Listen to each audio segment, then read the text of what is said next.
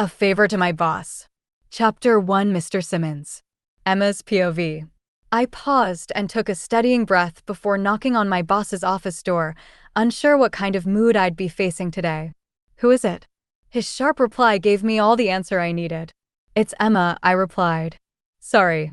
Come in. He sighed, voice softening. I eased the door open and stepped inside his office. He stood with his back to me, eyes fixed on the city skyline beyond the window.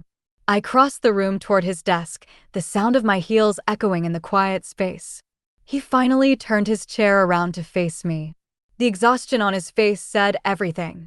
He looked like he hadn't slept, probably out drinking again, the way he'd started doing after his life turned upside down. He used to be so different.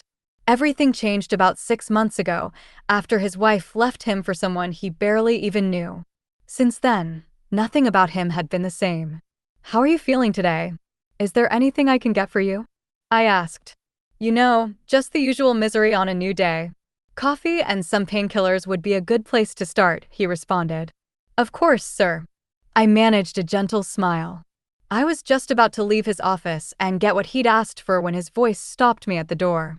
Emma, have you ever had your heart broken? He asked. I turned back to him slowly.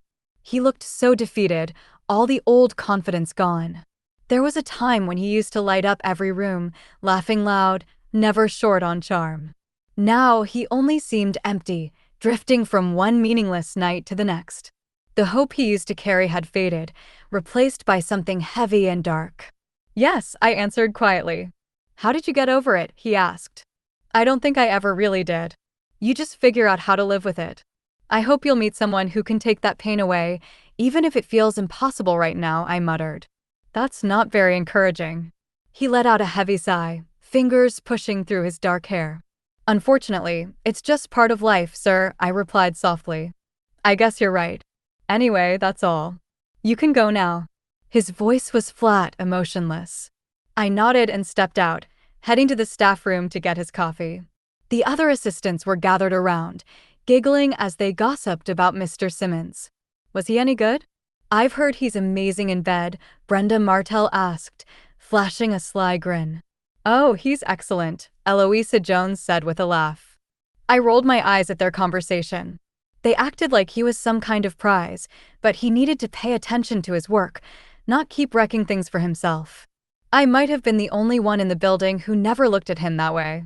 To me, he was just my boss, and I was here to do my job. Sure, he was handsome, gorgeous, even, but getting involved would be wrong. I left the break room without saying a word, like always.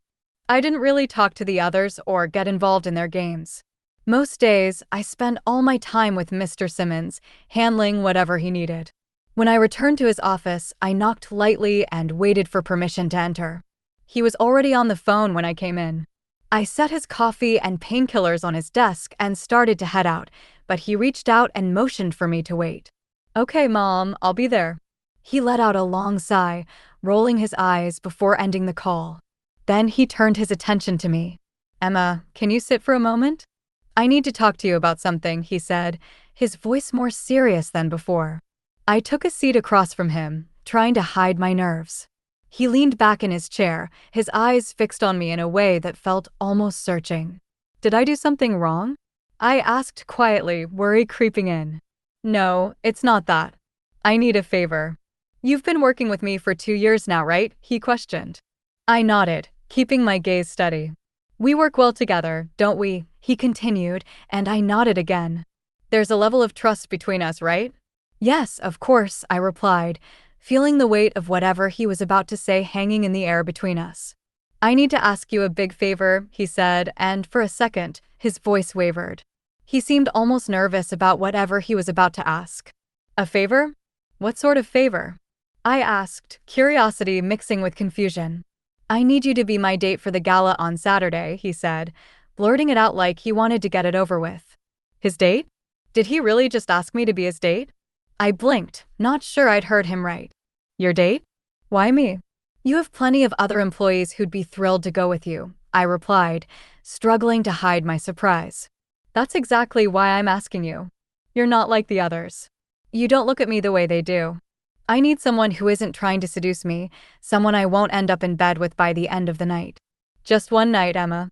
All I'm asking is that you pretend to be my girlfriend so my mother will stop bothering me about settling down. Besides, Leona Blakely's going to be there with her husband, and I'm tired of showing up to these things alone. You know how people talk. I know what they say behind my back, he explained. You know she can't stand me, right? Leona, I mean. I said. It was the truth, she had disliked me from the first day. She'd even tried to have Mr. Simmons fire me, and I'd never understood why. I was the only one who'd never even looked at him that way. I know.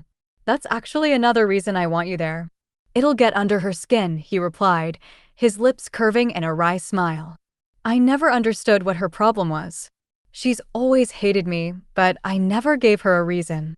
She was jealous, Emma.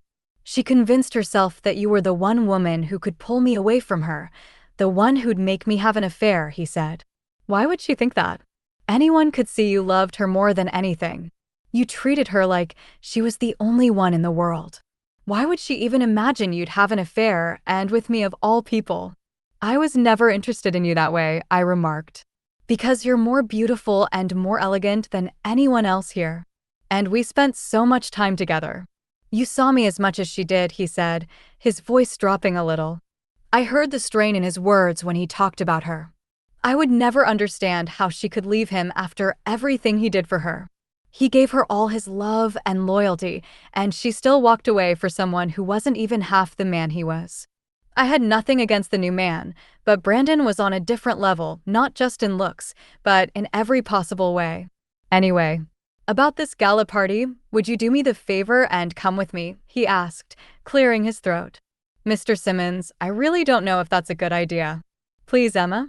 You're the only person here I actually trust. It's just for one night. Can't you do that for me? Just one night, he pleaded. I wanted to turn him down, but there was something in his eyes, a mix of hope and desperation, that made me pause. All right, just for one night. I agreed quietly. Thank you, Emma. I owe you one, he replied, the weight in his voice lifting just a little as he managed a small smile. Yes, it really is. How about dinner? He asked. I shot him a questioning look, unsure what he meant by that. It's just a thank you, nothing else. I promise. He laughed, sensing my hesitation. All right, just let me know when and where, I stammered, returning his smile. How about tonight, 8 o'clock at Leonardo's, the little Italian place, he suggested. Sure, that's fine with me. I should get back to work.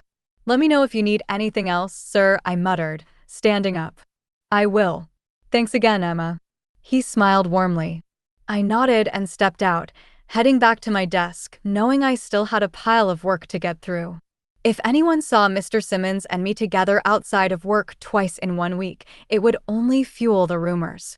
I just hoped agreeing to dinner wouldn't make things harder for me around here.